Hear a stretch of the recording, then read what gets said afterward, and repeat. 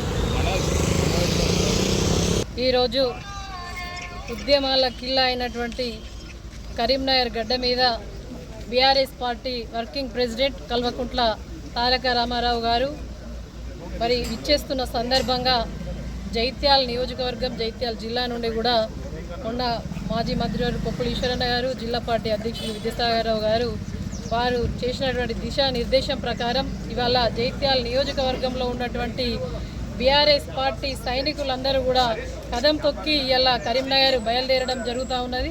కేటీఆర్ గారి సన్నాహక సమావేశం మరి ఏప్రిల్ 27 వరంగల్లో జరిగేటువంటి కేసీఆర్ గారి బహిరంగ సభ మరి రజతోత్సవ కార్యక్రమం సిల్వర్ జూబ్లీ కార్యక్రమానికి సంబంధించినటువంటి మరి దిశానిర్దేశం కేటీఆర్ గారు కరీంనగర్ గడ్డ మీద చేస్తారు. కాబట్టి ఈనాడు జైత్యాల నియోజకవర్గం నుండి మా జైత్యాల గడ్డ మీద నుండి ఇలా బీఆర్ఎస్ పార్టీ మరి నిజమైన కార్యకర్తలు ఇవాళ కరీంనగర్కు మరి ఎంతో ఉత్సాహంతో బయలుదేరడం జరుగుతోంది.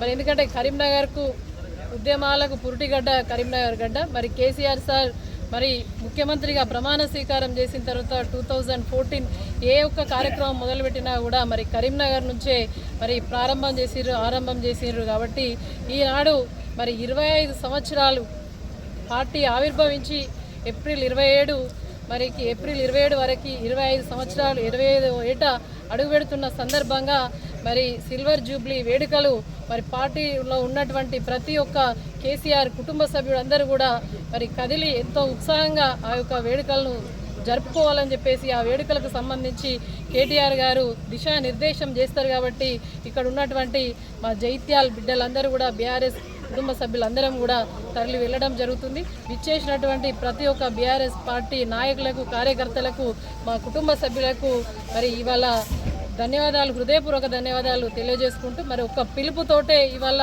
మేము సైతం అని చెప్పేసి బయలుదేరడం జరుగుతూ ఉన్నది.